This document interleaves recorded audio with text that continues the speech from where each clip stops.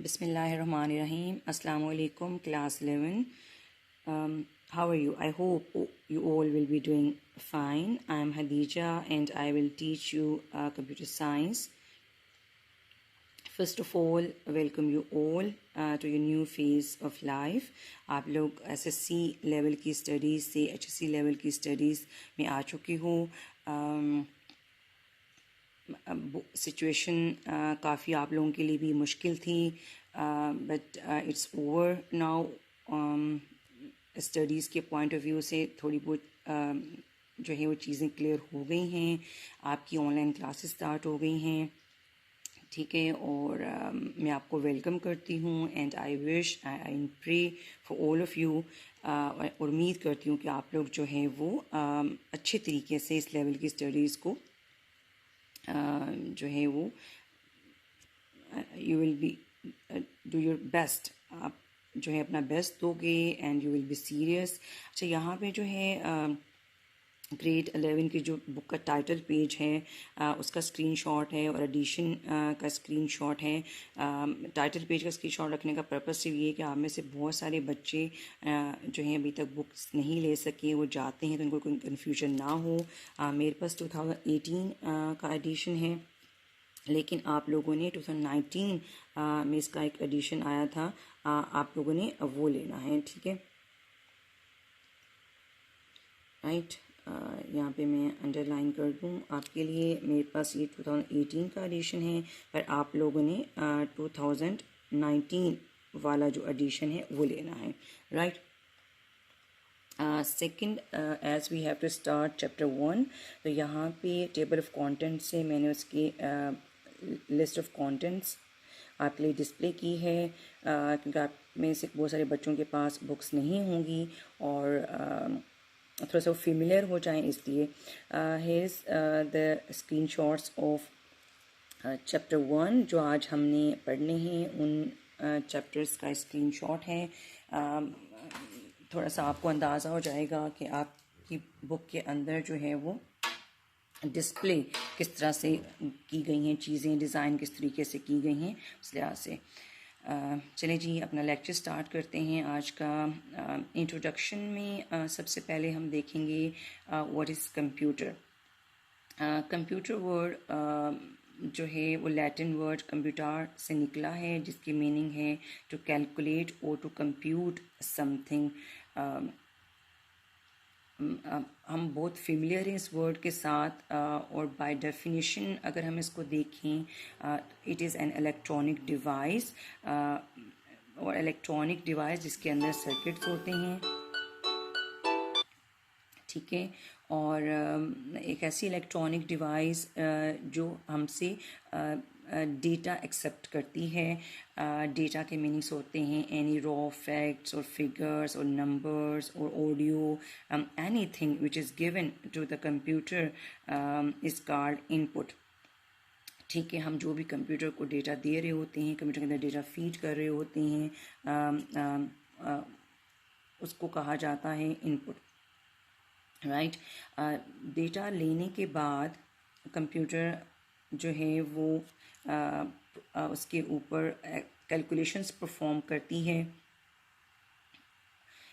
Which is called processing. Right. And processing के बाद इन result जो हमारे पास जो रिज़ल्ट्स हमारे पास आते हैं उसको हम आउटपुट कह रहे होते हैं. फॉर एग्ज़ाम्पल, जैसे अगर हम कंप्यूटर को 2 नंबर्स देते हैं एज इनपुट, तो उसके और हम उसको इंस्ट्रक्शन देते हैं कि वो हमें उन दोनों नंबर्स को मल्टीप्लाई और ऐड करके दे, ठीक है. तो जो हमारे पास जो रिज़ल्ट होगा वो उन नंबर्स की एडिशन या subtraction, it will be called output. और जो नंबर्स को दिए जाएंगे दिस विल बी इनपुट. और जो उन नंबर्स को कंप्यूटर का पार्ट ऐड करेगा या मल्टीप्लाई करेगा according to instructions, it will be known as processing. Basically होता क्या है कि हम कंप्यूटर को जो है कमांड्स या इंस्ट्रक्शंस देते हैं, लिस्ट ऑफ कमांड्स या इंस्ट्रक्शंस देते हैं in the form of program और सॉफ्टवेयर जिसको वो एग्जीक्यूट करता है. नॉर्मली हम जो इंस्ट्रक्शंस कंप्यूटर को देते हैं they are in human form, ऐसी फॉर्म्स जो हमारे लिए अंडरस्टैंडेबल हैं, जिनमें हमारे इंस्ट्रक्शंस लिखना आसान होती हैं इंग्लिश के वर्ड्स को यूज़ करके या हमारी अपनी लैंग्वेज को यूज़ करके. But as computer is a digital device, तो वो उस इंस्ट्रक्शंस को अंडरस्टैंड नहीं करता, तो वो उसको हमेशा जो है वो बाइनरी फॉर्म में कन्वर्ट करके उन इंस्ट्रक्शंस को एग्जीक्यूट करता है. इस चीज़ को हम अगले चैप्टर्स में जाके देखेंगे कैसे वो एक बाइनरी इंस्ट्रक्शन को अंडरस्टैंड करता है, इंटरप्रेट करता है और देन उसको एग्जीक्यूट करता है. ठीक है, यहाँ पे एक ऐसा बेसिक कंप्यूटर सिस्टम की पिक्चर मौजूद है जो आप अपने सराउंडिंग में हमेशा देखते हो, कहीं भी जाते हो, आपके घर में भी इसी तरह का एक बेसिक कंप्यूटर सिस्टम मौजूद होगा कि जिसमें कीबोर्ड माउस मौजूद होंगे एज इनपुट डिवाइस, जिसमें मॉनिटर मौजूद होगा एज आउटपुट डिवाइस. ठीक है, और सीपीयू होगा. इसके अलावा हम एडिशनली भी उसके ऊपर जो है स्पीकर और जो है माइक या फिर प्रिंटर जो है वो अटैच कर सकते हैं. Right, here's a block diagram of computer system कि how devices are in fact attached to each other in a computer system, जिसको हम conceptual diagram भी कह सकते हैं. अच्छा, जो आपकी इनपुट डिवाइस हैं उनमें आपका कीबोर्ड हो सकता है, माउस हो सकता है, स्कैनर हो सकता है, कार्ड रीडर हो सकता है, इट कैन बी माइक जो हम एज इनपुट डिवाइस यूज़ करते हैं. और इनको यूज़ करके हम जो है वो डेटा प्रोसेसर को दे रहे होते हैं, which is processing device present inside the system unit. ठीक है, और then this system unit, this processor is connected to two type of storages. One is called main memory or primary memory, and other one is called secondary memory or secondary storage. ठीक है, इनके साथ ही connected होता है. और then जो आपका ये प्रोसेसर है ये आउटपुट डिवाइसेस के साथ भी कनेक्ट होता है. आउटपुट डिवाइस के अंदर मॉनिटर हो सकता है, प्रिंटर हो सकता है, स्पीकर हो सकता है और प्रोजेक्टर हो सकता है, और बहुत सारे आउटपुट डिवाइसेस आजकल मौजूद हैं जो हम अटैच कर सकते हैं एक कंप्यूटर सिस्टम के साथ. तो basically this is a conceptual diagram के how components of computers are, जो हमें फिजिकली नज़र आ रहे होते हैं, are interconnected to each other. और इन सबको हम वन बाय वन पढ़ेंगे, इनके फंक्शंस, इनके टाइप्स. ठीक है, the second topic is computing devices. Computing devices का मतलब होता है कि ऑल द डिवाइसेस और machines, they can be machines जिनके अंदर कंप्यूटर जैसी टेक्नोलॉजी बिल्ट हुई होती है, एम्बेडेड हुई होती है इन the form of chips. Chips definitely digital circuits के ऊपर बेस कर रही होंगी, और हम इन चिप्स को माइक्रो कंट्रोलर्स भी कहते हैं. इन ऑल सच डिवाइसेस जिसके अंदर माइक्रो कंट्रोलर्स होते हैं या चिप्स होती हैं, डिजिटल सर्किट बेस्ड चिप्स होती हैं, उनको हम कंप्यूटिंग डिवाइसेस कहते हैं.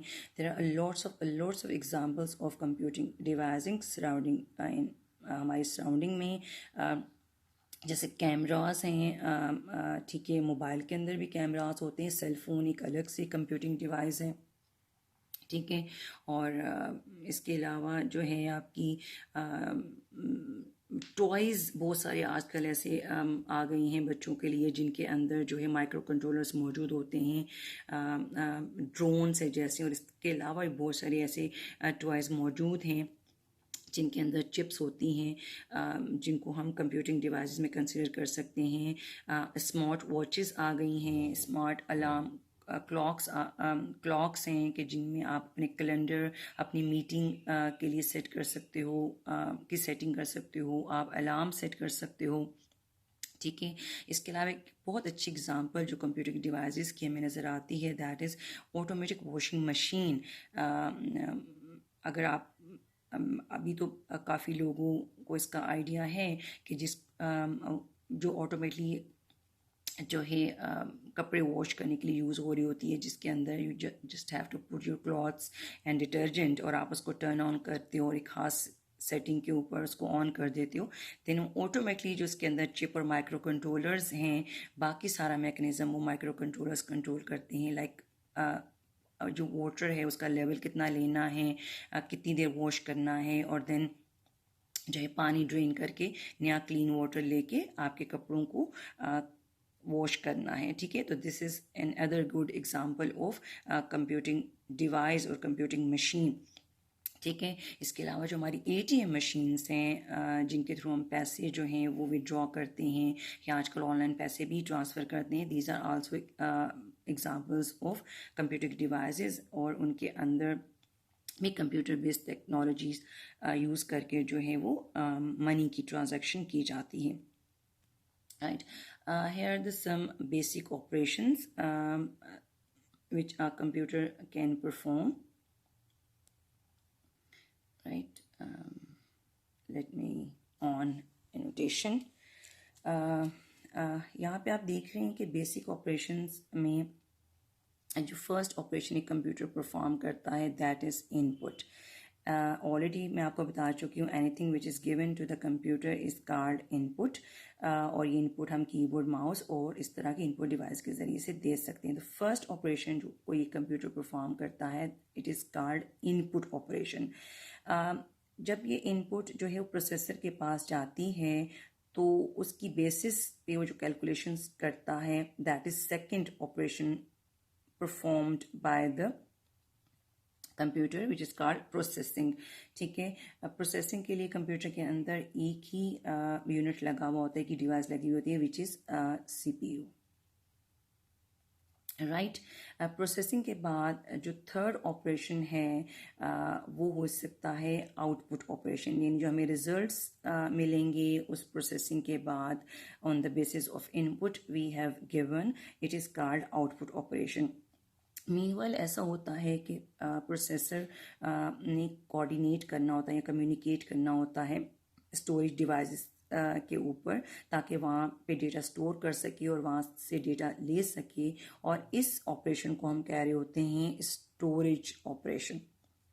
So basically a computer can have 4 basic operations. Input operation जिसमें हम डेटा कंप्यूटर के अंदर फीड करते हैं, second one is the processing operation कि on the basis of instruction, हम सिर्फ कंप्यूटर को डेटा नहीं देते, इनफैक्ट हम उसको जो हैं वो इंस्ट्रक्शंस भी देते हैं, and on the basis of this instructions जो उसके ऊपर वो कैलकुलेशंस करता है it is called processing operation. And then जो हमें रिजल्ट मिलता है that is called output operation. और इस दौरान या जो है वो मॉनिटर के ऊपर डिस्प्ले करने के साथ साथ जो फोर्थ ऑपरेशन एक बेसिक कंप्यूटर से परफॉर्म करता है दैट इज़ स्टोरेज ऑपरेशन, जिसमें वो कंप्यूटर के अंदर टेम्परेरी और परमानेंटली डेटा को स्टोर कर रहा होता है, right. Starting from the first calculating device जो एबकस कंसिडर की जाती है, कहा जाता है कि जो 5000 ईयर्स बिफोर जो है वो इन्वेंट की गई, ठीक है, से लेकर और बहुत सारी कैलकुलेटिंग डिवाइसेस डिज़ाइन की गई लाइक लेबेयर्समोन, पास्कलाइन और एनालिटिकल इंजन, जिनको आपने अपनी प्रीवियस क्लासेस के अंदर जो है गो थ्रू की, and it's part of the history of computer. वहाँ से लेके जो फर्स्ट ऑटोमेटिक कैलकुलेटर के बनने तक और देन डिकेड बाय डिकेड जो कंप्यूटर के अंदर चेंजेस आती गई, और हम उसको कंप्यूटर रेवोल्यूशन कहते हैं। हम ये नहीं कहते कि this is a very small change, this is drastic change, जिसको हम कहते हैं कि industry has been रेवोल्यूशनाइज्ड।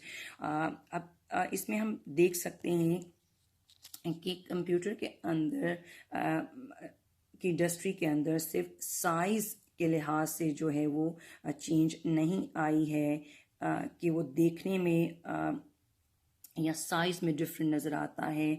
There is difference between और change in the technology as well. आजकल कोई ऐसा मीडियम नहीं है, कोई ऐसी कहना चाहिए लाइफ स्टाइल नहीं है कि जहाँ पे हम कंप्यूटर एलिमेंट कोई डिवाइस या मशीन यूज़ नहीं कर रहे होते हैं। चाहे हम बच्चों के खेलने की बात करें, हम अपने घर को ऑटोमेट करने की बात करें, हम एंटरटेनमेंट की बात करें, this is all computer revolution. अब ये जो कंप्यूटर रेवोल्यूशन है it is not physical revolution कि हम कहें कि जो कंप्यूटर बिगर से स्मॉलर हो गए हैं, बल्कि उनके अंदर जो टेक्नोलॉजी है it is also change decade by decade. Like अगर हम 40s से 50s के अंदर जो टेक्नोलॉजी यूज़ हो रही थी, it is replaced by and other technology, or technology definitely was much better than the previous technology।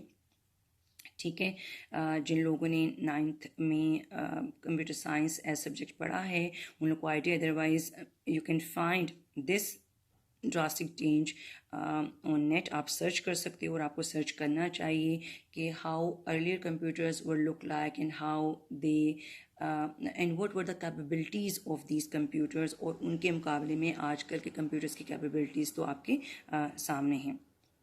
Right. The next topic of today's lecture is classification of the computer। ठीक है, अभी हमने थोड़ा सा मैंने आपको जस्ट जो है एक बैकग्राउंड दिया इस टॉपिक के लिए कि जो कंप्यूटर के अंदर चेंजेस आई हैं, they are not only physically बल्कि उनकी टेक्नोलॉजी के अंदर भी चेंजेस आई हैं। सो वी कैन डिवाइड और we can classify computers on the basis of their size, their speed, their storage capacity, और इसके अलावा कितने नंबर ऑफ़ यूज़र्स को सपोर्ट करते हैं, और उनकी जो कैपेबिलिटीज़ हैं और वो कहाँ यूज़ होते हैं, उनके यूजेस के लिहाज से हम कंप्यूटर्स को डिफरेंट इसमें डिवाइड कर सकते हैं। ठीक है, and the classifications are mainframe computers, mini computers, microcomputers and supercomputers। ठीक है, फर्स्ट हम देखेंगे मेन फ्रेम कंप्यूटर्स क्या होते हैं। Mainframe computers basically used as servers. Servers का कॉन्सेप्ट ये होता है कि ऐसे कंप्यूटर्स बनाए जाते हैं और डिज़ाइन किए जाते हैं कि जो हमें डिफरेंट सर्विसेज प्रोवाइड करते हैं। इसकी थ्योरेटिकल उससे जाने से पहले अगर मैं आपको इसकी एक एग्ज़ाम्पल दे दूँ मेन फ्रेम कंप्यूटर्स की, तो आपके लिए इसको समझना आसान होगा। लाइक हम लोग जो सोशल मीडिया यूज़ कर रहे होते हैं, आइदर इज़ फेसबुक और ट्विटर और any other social media, even जो है आप बात कर लो ऑनलाइन शॉपिंग की, तो हम कोई भी ऐसी ऑनलाइन कम्युनिकेशन कर रहे होते हैं तो एक्चुअली हम कम्युनिकेट कर रहे होते हैं ऐसे कंप्यूटर्स के साथ जो सर्वर्स कहलाते हैं। हम उनके साथ पहले कनेक्ट करते हैं और देन उन कंप्यूटर्स के ऊपर ये तमाम सर्विसेज इंस्टॉल्ड होती हैं और हमको रिमोट एरिया से, लाइक यहाँ बैठ के मैं एक सर्वर से कोऑर्डिनेट कम्युनिकेट कर सकती हूँ, उससे लिंक कर सकती हूँ, उससे सर्विसेज ले सकती हूँ जो दुबई में या इंडिया के अंदर या मे बी बांग्लादेश के अंदर वो कंप्यूटर पड़ा है, तो मैं उससे वो सर्विसेज ले रही होती हूँ। और ऐसे कंप्यूटर्स को हम सर्वर कंप्यूटर्स कह रहे होते हैं। और जो मेन फ्रेम कंप्यूटर्स हैं वो basically as server computers use हो रहे होते हैं। ठीक है, और सर्वर कंप्यूटर सिर्फ इस तरह से रिमोटली एक्सेस करने के लिए यूज़ नहीं होते, बल्कि डिफरेंट कंपनीज भी जो हैं अपने एम्प्लॉयज़ के कंप्यूटर्स को आपस में कनेक्ट करने के लिए इनको यूज़ कर रही होती हैं। ठीक है, 1940s में डिज़ाइन किए गए थे ऑन द रिक्वायरमेंट के एक कनेक्ट करना था कंपनीज ने अपने एम्प्लॉयज़ के कंप्यूटर्स को किसी कंप्यूटर के साथ, तो 1914 में इस तरह से कंप्यूटर्स जो है वो डिज़ाइन करना स्टार्ट किए गए थे। They are consider as a very large in size, like जो आपका नॉर्मल कंप्यूटर होता है, जो माइक्रो कंप्यूटर्स होते हैं उनके मुकाबले में they are very large and they are very powerful computers. इनकी processing speed are much much much faster than जो आपकी नॉर्मल कंप्यूटिंग डिवाइसेस जो आप घर में यूज़ कर रहे होते हो। Then but they are very expensive as well. Expensive means कि जो इनकी कॉस्ट होती है it may start from 10 lakhs to 90 lakh और इवन करोड़ तक भी जो है इनकी कॉस्ट जा रही होती है। चूँकि इनका पर्पज़ ये होता है कि कोई भी ऐसी कंपनी जो कोई किसी प्रोडक्शन के अंदर इन्वॉल्व है, किसी ऐसी इन्वायरमेंट में इन्वॉल्व है कि वो सर्विसेज दे रही है लोगों को, तो उसके बाद जो बहुत सारे एम्प्लॉयज़ हैं वो उनको आपस में कनेक्ट कर सके। So using a mainframe computer we can connect 100 or even thousands of users at the same time. और जो बड़ी बड़ी ऑर्गेनाइजेशंस हैं जिनमें नादरा हो सकता है, जिनमें मल्टीनेशनल कंपनीज हो सकती हैं, टेलेनॉर है, वारिद है, या इस तरह की बहुत सारी मल्टीनेशनल कंपनीज या जो टावर्स हैं वो अपने क्या कहते हैं एम्प्लॉयज़ को भी और जो उनके यूज़र्स हैं उनको आप कनेक्ट करने के लिए इस तरह के कंप्यूटर्स यूज़ कर रहे होते हैं। जैसे हम एग्जांपल ले सकते हैं जो हमारी टेली कम्युनिकेशन कंपनीज हैं, उनके बहुत बहुत ज़्यादा यूज़र्स होते हैं और वो क्या करते हैं कि स्पेसिफिक जो है वो 10,000 या 8,000 स्टूडेंट्स के लिए एक मेन फ्रेम कंप्यूटर डेजिग्नेट कर देते हैं और उसी के थ्रू जो है हम एक दूसरे से कोऑर्डिनेट या कम्युनिकेट कर रहे होते हैं। ठीक है। और एक और फीचर जो इन कंप्यूटर्स का है कि these computers can execute commands trillions of instructions per second. Trillions of instructions per second means much faster than your microcomputers, जो कि millions of instructions और lakhs of instructions per second execute कर रहा होता है। सुनने में this is very surprising, but these computers are capable to execute instructions at very fast speed. ठीक है। यूज़ कहाँ होता है, कुछ एग्जांपल्स मैं ऑलरेडी आपको दे चुकी हूँ।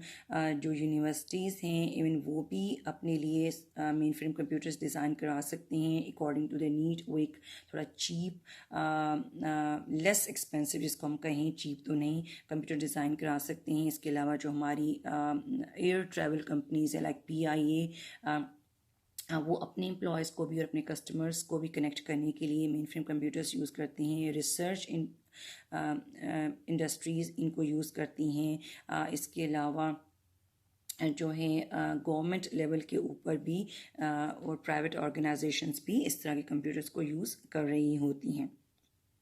Right, here is the picture of mainframe computer. इससे भी बड़े होते हैं डिपेंडिंग ऑन द रिक्वायरमेंट। जो है मेन फ्रेम कंप्यूटर्स जो हैं वो डिज़ाइन कराए जाते हैं। And here are the some examples of mainframe computers. One of the famous mainframe computer is IBM's Z Enterprise। और इसके अलावा HP की भी डिफरेंट सीरीज़ मौजूद हैं जो as mainframe computers use हो रही होती हैं। ठीक है। The next type of or the next classification is a mini computers. Mini computers की एक आपको फैक्ट बता दूं, as they are in between classification of micro computers जो नॉर्मली हम यूज़ कर रहे होते हैं, जो हमें मोस्ट कॉमनली नज़र आ रही होती है, and the main frame computer की इन बिटवीन फॉर्म है। ठीक है। तो जो मोड एडवांसमेंट है टेक्नोलॉजी में उसकी वजह से जो मेन फ्रेम जो मिनी कंप्यूटर्स हैं they are replaced by the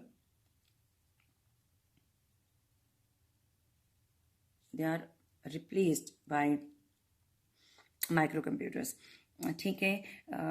mini computers का कॉन्सेप्ट ये था कि as mainframe computers are very expensive और थोड़े से रिक्वायरमेंट के लिहाज से वो कंपनीज के लिए अफोर्ड करना मुश्किल होते थे, तो मिनी कंप्यूटर्स डिज़ाइन किए गए ताकि ऐसी कंपनीज जो 100 और it means less than 1000 computers को या यूज़र्स को फैसिलिटेट करना चाहते हैं तो वो एक लेस एक्सपेंसिव कंप्यूटर जो है वो यूज़ करें, तो उसके लिए मिनी कंप्यूटर्स डिज़ाइन किए गए। एंड जो इनकी कैपेबिलिटीज़ थी, प्रोसेस कैपेबिलिटीज़ अगर देखा जाए तो they were able to execute billions of instructions per second. It means they has less processing speed as compare to mainframe computers which is more than micro computers, जिसको हम बाद में देखेंगे। But आजकल बहुत सारे ऐसे माइक्रो कंप्यूटर्स भी बनाए जा रहे हैं कि जो बिलियंस ऑफ इंस्ट्रक्शंस पर सेकंड एग्जीक्यूट करने की भी कैपेबिलिटी रखते हैं। ठीक है। ऐसी कंपनीज जिनके यूज़र्स या जिनके क्लाइंट्स कम होते हैं वो कंपनीज जो हैं वो इनको यूज़ कर सकती हैं। स्कूल्स और यूनिवर्सिटीज़ में यूज़ किया जा सकता है। ठीक है। ऐसे ऑफिसेज़ जो सिर्फ इंटरनली कस्टमर्स को डील कर रहे होते हैं, लाइक नादरा या पुलिस डिपार्टमेंट, वो इनको यूज़ कर सकते हैं। जहाँ पे रिमोट एरिया से लोगों ने नहीं कनेक्ट करना है इनके कंप्यूटर को, वो यूज़ कर सकते हैं। हॉस्पिटल्स ऐसे कंप्यूटर्स यूज़ कर सकते हैं, ठीक है। लेकिन मैंने आपको बताया कि एडवांसमेंट की वजह से जो है माइक्रो कंप्यूटर्स जो हैं इन कंप्यूटर्स को रिप्लेस कर रहे हैं। एग्जांपल्स हैं लाइक IBM सिस्टम की जो 360 सीरीज़ है और HP की जो 3000 सीरीज़ है, इसकी एग्जांपल्स हैं, ठीक है। Then the third classification is the micro computers. Micro computers ऐसे कंप्यूटर्स जिनको हम सबसे ज़्यादा अपनी सराउंडिंग में देख रहे होते हैं, जो मोस्ट विजिबल फॉर्म भी कंसिडर की जाती है among the classification of the computers, and they are normally small in size as compared to mini and microcomputers, or as they are also called personal computers, और तो इसलिए थोड़ा सा इनको स्मार्ट डिज़ाइन किया गया है as compared to mini and mainframe computers, ठीक है।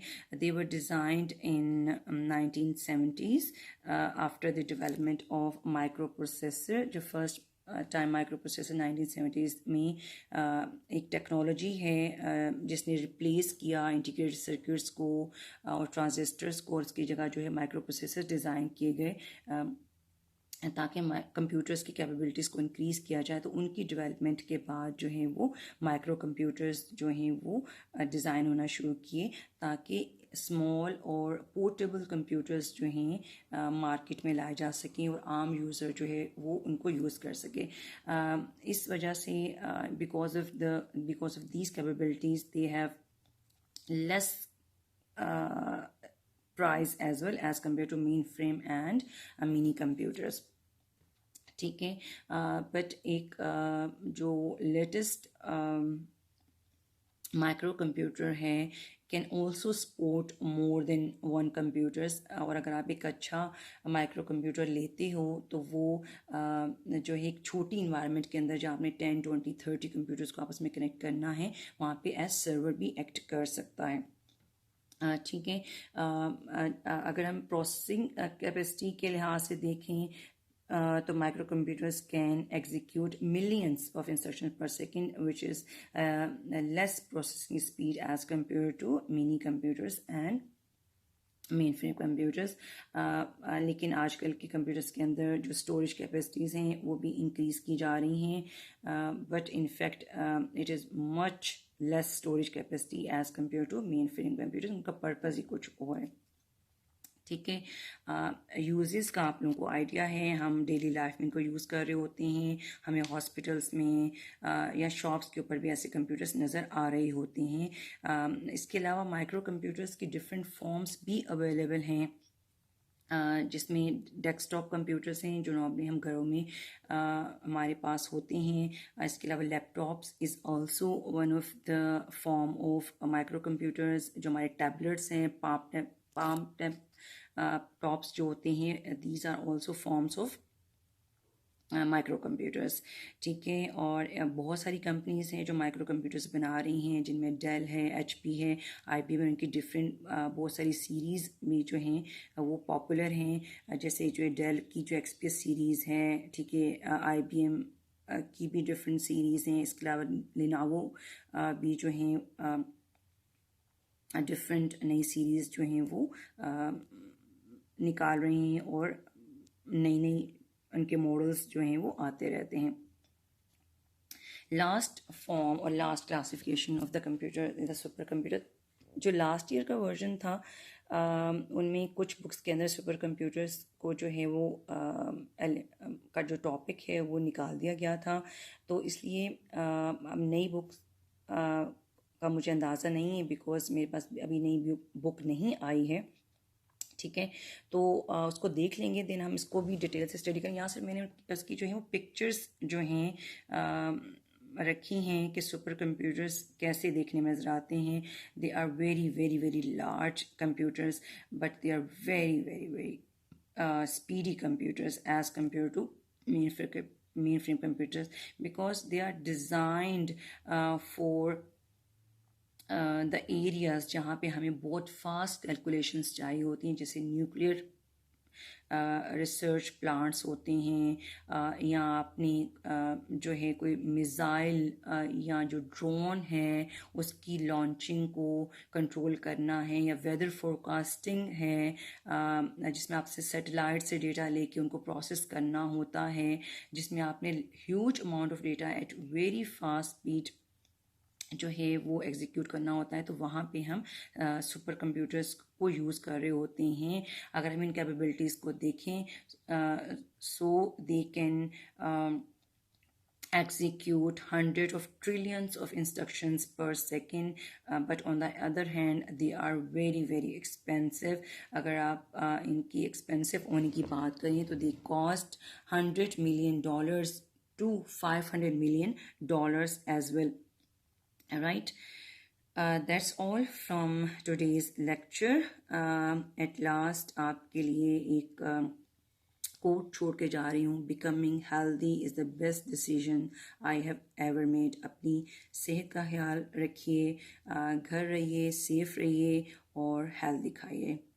Thank you and best of luck.